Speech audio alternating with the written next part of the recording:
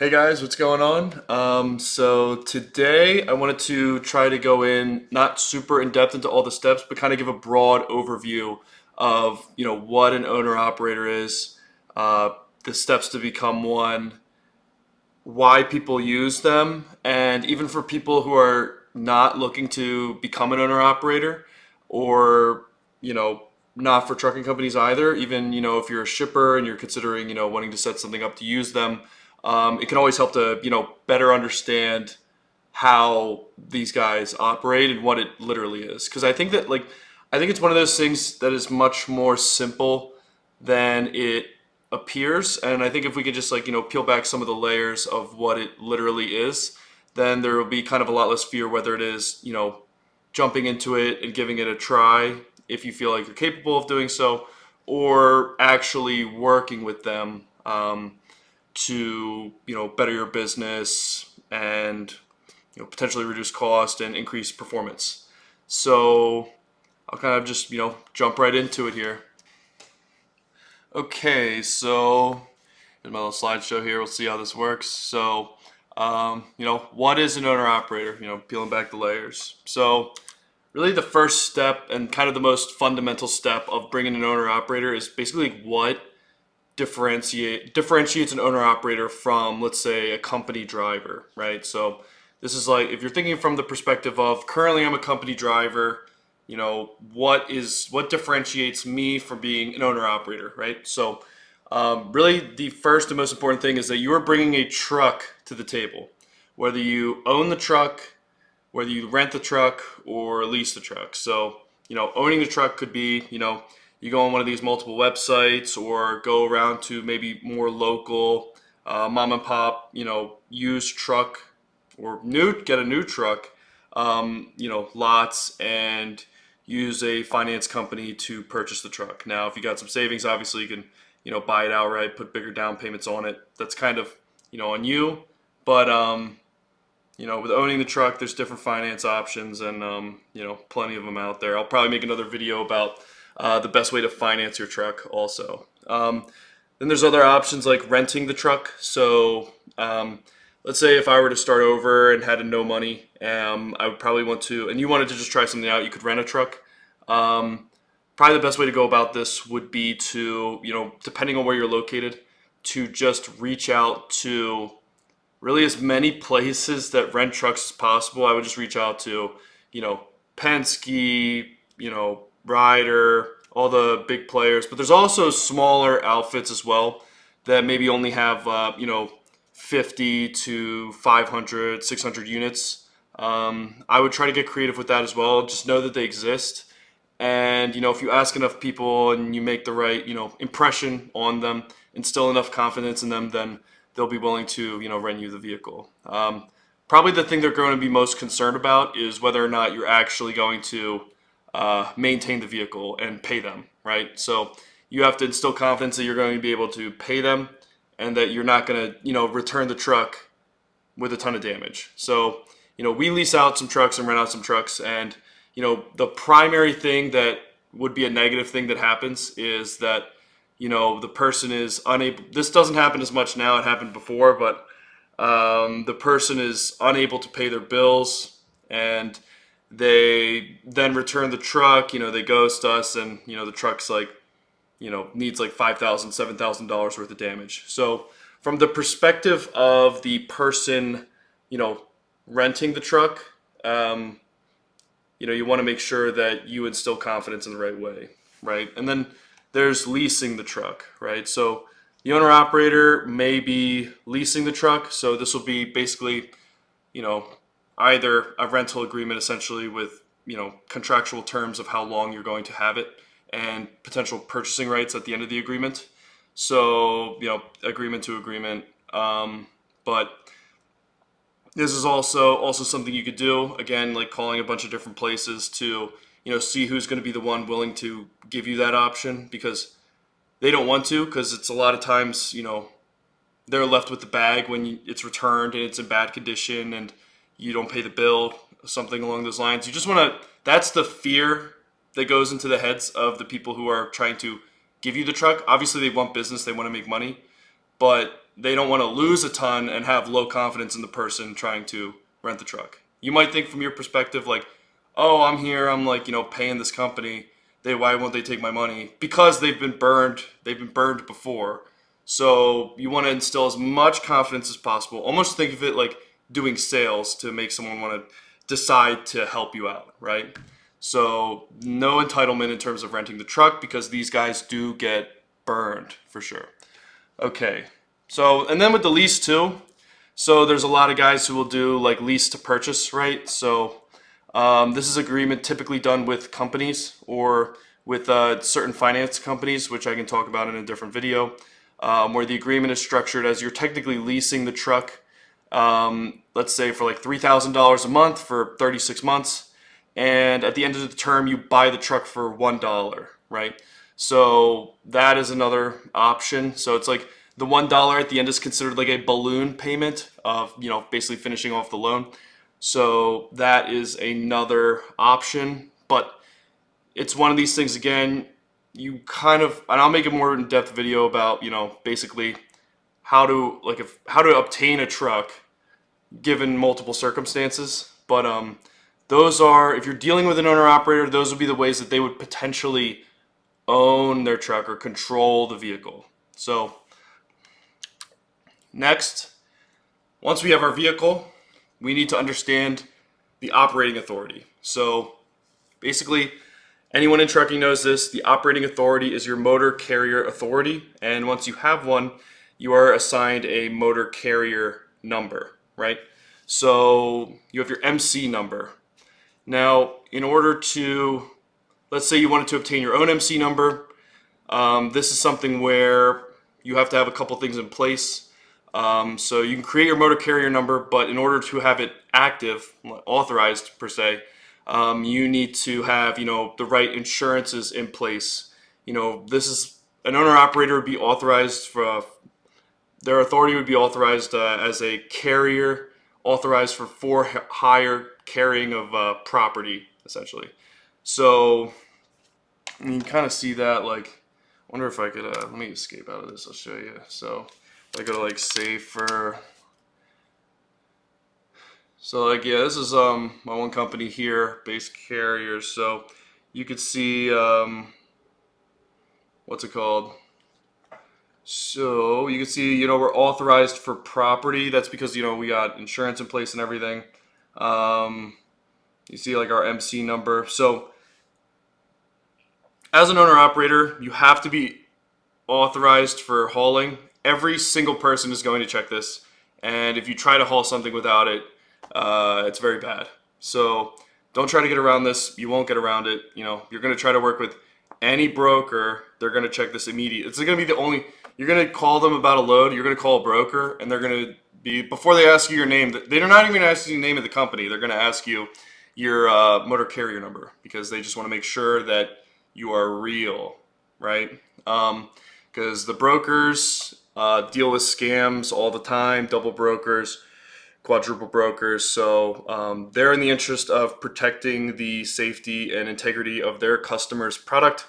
And in order to do that, in order to help them, you need to instill confidence that you are a real carrier and that you actually are legally allowed to move the product. Okay? So let me go back to this. Let's see here. Okay, so that would be, you would get your motor carrier authority. That's just reaching out to USDOT. A lot of times if you don't know what you're doing, as long as you're super polite on the phone, you have to be super, super polite even when you don't want to be. And the DMV and the FMCSA, DOT, they could be, you get the wrong person on the wrong day. It can be very frustrating. But as long as you're polite and you just ask them, like, hey, what do I need to do this? A lot of times they're going to tell you. Otherwise, the steps are pretty simple to apply for your authority. I can make a video on that later too. But if a lot of times guys don't want to do their own authority because as a brand new carrier and as a one truck shop essentially, the insurance can be really, really expensive. So all in all, I've seen, some guys where The insurance could be as much as like $33,000, $36,000 a year just for one truck to operate, right? Um, and that's depending on what you want to do too. So, like for us, sometimes the insurance can be a little more expensive because we have like an umbrella policy and like larger cargo insurance and trailer interchange, reefer breakdown. We've got all types of insurance. So I think we have like 12 or 15 different policies, but really you only need a couple for getting your authority active, which we can talk about later. But um, in this case, if you don't want to pay all this money for the insurance, or if you don't want to start off with a brand new motor carrier number to get your feet moving, because if you have a brand new motor carrier number, they're going to look up where I looked you up before, or looked up the motor carrier number before, and they're going to see, oh, this is a brand new number. I do not want to work with this company because it's riskier to work with a newer company, right? That's kind of what they think. There's a lot of companies that won't work with carriers with less than 6 months of active authority. There's a lot of companies that won't do 12 months. And now with the market being a little bit more saturated with trucks, let's say for the spot market side of things, there are plenty of brokers right now that are basically increasing their standards for safety, or as they perceive safety when they're vetting out carriers. But with the lease on to authority, basically you could buy your own truck and then create a lease agreement with another company. So like we have some carriers like this where they have their own truck and they essentially legally lease their truck to our company and then operate under our authority. So they're on our insurance. They run their own loads, and basically we just take a percentage off the top and charge them for the insurance and charge them for different things like HUD stickers and registration renewals and whatnot, if that's the case. Some guys have their own registrations, but it differs situation to situation. But this would allow you to potentially pull under an aged motor carrier number, and let's say the company's got like 30 trucks, maybe on a per truck basis. It only costs like with GL and everything combined about like $15,000 per truck. Then they could even make $5,000 off of you, adding you to the insurance, and you pay significantly less in insurance. So that's an option. I would not imagine. I don't think many companies are super open to this. But let's say you have a buddy that's like an owner operator, and he has had his authority for like 2 years. It might be a good idea to just lease under their authority, especially in a saturated market like this, just so you don't have to operate with a brand new authority, because it can be difficult to make money, because essentially in the beginning they're not going to want to work with you, just because, or some people are not going to want to work with you because you got a newer authority. So but if you're interested, we do it as well. So if you're the type of guy who wants to look for his own work and lease onto authority, that is something we do, and I can add my email to the description below too on the video. Okay, so the question, why work with an owner operator? And slightly my opinion from working with them and using them with customers and everything. So from, let's say, like from the driver's perspective, you're trying to get customers as an owner operator.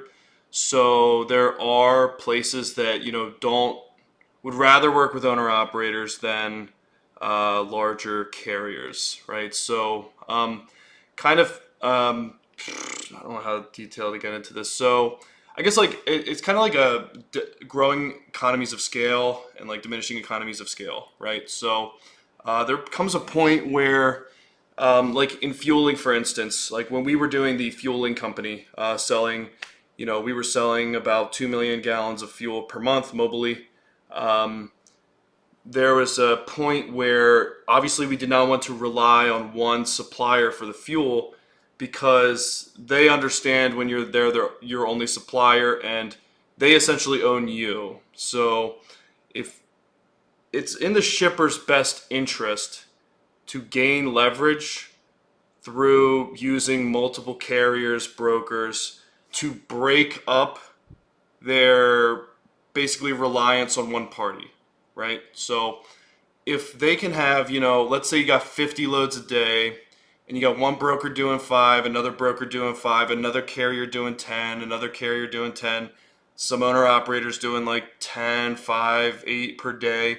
That's actually the best way, in my opinion, to run your shipping. It depends how much work you want to put in, but for the shipper, if done correctly and the person in charge of it actually consistently checks the rates, you're gonna save a fortune on freight. I mean, you're gonna save if you're doing 50 loads a day. I mean, it's gonna be absurd amounts of money. Like between depending on who you are. I mean, you could be way overpaying for freight, but if you want to maintain quality while also cost, you need to diversify who you use from that perspective. So, with that in mind, obviously, most of the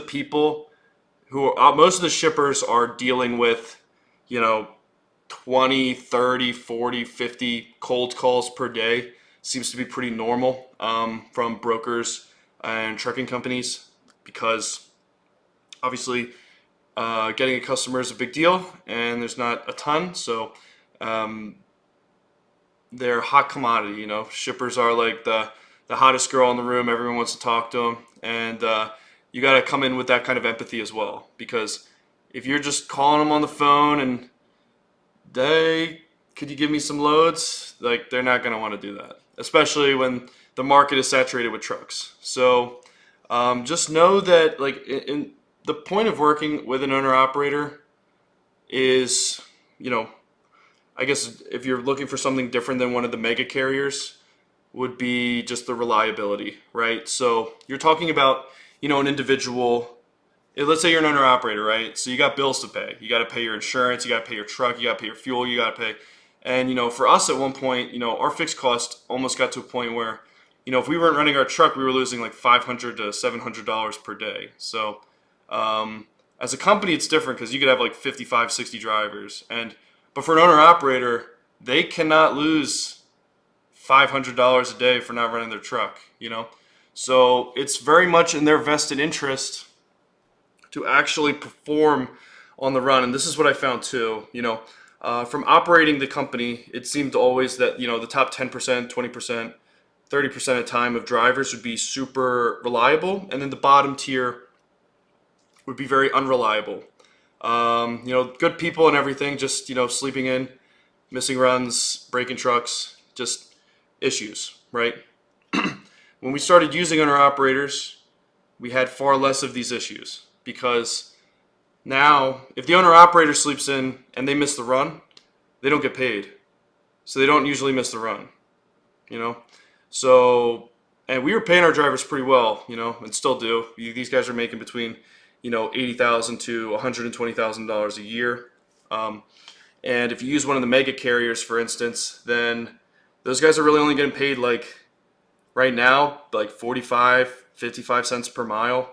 And I've interviewed probably 1,000 drivers, and with that in mind, like they might give you like a really good rate, but you're getting an angry, inexperienced driver who's not getting paid enough, who, because the company gives them so little, they really have like nothing to lose, right? So it's like the people performing the shipping have nothing to lose because as soon as, because drivers are in such need, even in a slower market, they could just say, I'm going to skip today, see what happens, or I'm going to sleep in, I'm going to make some excuse, I'm going to have my 10th family emergency of the month.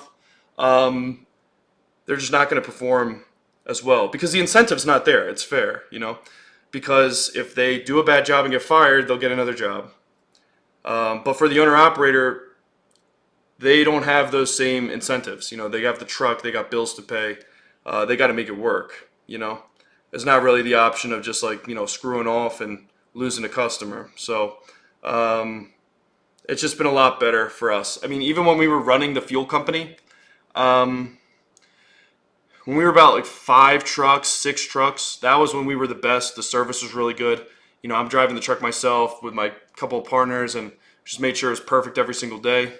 Once we got to about 18 trucks, 15 trucks, the service started to get a little bit worse. Still good, but it's just noticeably worse. And when you get to 1,000 trucks, 20,000 trucks, you can have great management, but even with great management, it's still very hard to make truck drivers at scale function well, just because the incentives are not there.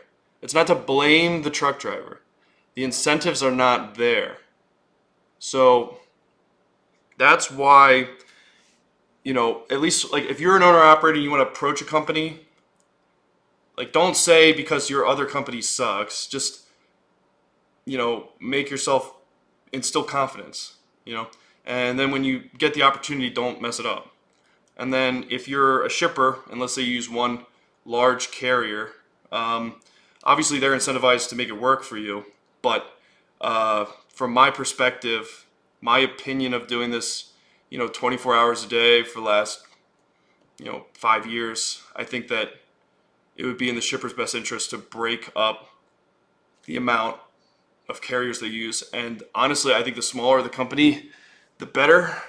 If you got a ton of loads, if you got like 100 loads a day, 50 loads a day, like obviously it's going to be pretty difficult to not use you probably would use a broker at that point, or some kind of carrier, but break it up. I would break it up for sure, unless they're performing extremely well for extremely low rate. This does happen, obviously, but if you're confused, you know, that's a potential option, and I can go more into that too. I could talk about each of these topics for like 4 hours straight for sure, but like, yeah, the reason you use owner operators, from my perspective, is just a large increase in reliability,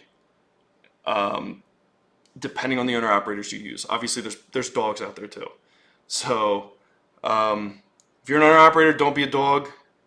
And if you're, a shipper, I would say just like, I honestly, from my perspective, I think that like from us working with owner operators, we've probably worked with like 300 now. I would say that like 60%, 70% are good. But then when you get the good one, you just keep them on. And if you're a trucking company, like hiring an owner operator takes freaking. If you use RMIS, it takes like 2 seconds. If you hire a company driver, you got to call, go through the background checks, do all the, the nonsense that goes into, hiring a driver. It takes forever, a ton of money invested. It really just, I don't think it makes sense, to be honest. Like, I just think that the owner operator from that perspective is just so much better. But like, obviously it's good to have a mixture of both. So, but yeah, I would say, like, forever I didn't want to do the owner operator thing for years, and like, about like a year and a half now, we've been going more and more into it, and I didn't want to do it because I didn't think they'd be reliable. I was like, they can't be as good as us, but they're better for sure than most of the company drivers. So, no offense, company drivers, but I'm trying to think if there's anything else why I work with an owner operator. So you could also come in and be cheaper. I mean, if you like, yeah, just say like, that's probably not the best way to approach it, to be honest. Because if you're just going in there being like, I'll be cheap as hell, that's going to be a light switch for the shipper to be like, I'm going to take as much advantage of this person as possible, and I'll just find another owner operator as soon as this guy goes out of business. So, I can make a video about calculating your expenses and everything, your variable cost, what apps to use to find tolls properly, because that stuff is extremely important. So, yeah, price and reliability, those are the two things there. So, okay, so yeah, the guys, I mean, that's really it. I mean, to be honest, that's why there's so many owner operators. It's just, there's really very little barrier to entry. There's really none. I mean, it's not like you obviously have to know how to drive a truck. You have to have your CDLA, right? Which is kind of assumed that you understand that. But after that, I mean, it's really just you buy a truck, get insurance, are able to legally operate with respect to the motor carrier authority, and the benefit that you bring to the table for the customers is primarily quality, price, and the ability for them to gain leverage over their other carriers by having essentially multiple girlfriends, right? So, for them to be able to break down their reliance on a single carrier is a benefit for them. Quality is a benefit, communication, all the stuff that's obvious, but that's why owner operators exist, because it's very low barrier to entry. The steps to get in are pretty simple, and there's a clear economic benefit for the customers that use them, right? So they bring the truck to the table. Obviously, there's like other steps that go into the day-to-day operation that are more difficult, such as maintenance and how are you going to communicate? Are you actually going to make invoices that seem like you're not writing on paper? Just keeping up your looks, keeping up your confidence instillment. In terms of the legal operation, just reaching out to an insurance broker you trust. If you're interested in an insurance broker, I could refer you also to a guy that I think is really good and that's honest and everything. Because there's a lot of guys out there that are going to be dishonest. So I'll get into the insurance in a different video. Okay, so because that's also extremely important. Once you have that insurance, your authority is active. Then you start, approaching customers, working with brokers, working the load board, preferably going direct to customers to see if you can get direct freight and incorporate that maybe with a little bit of load board if you're going over the road. We can talk about leverage from the owner-operator side in a different video also. But yeah, no, I could definitely talk about this all day. So this is trying to make it as simple as possible for what an owner-operator it is, their benefit, and why it exists. So thanks for listening, and appreciate the time.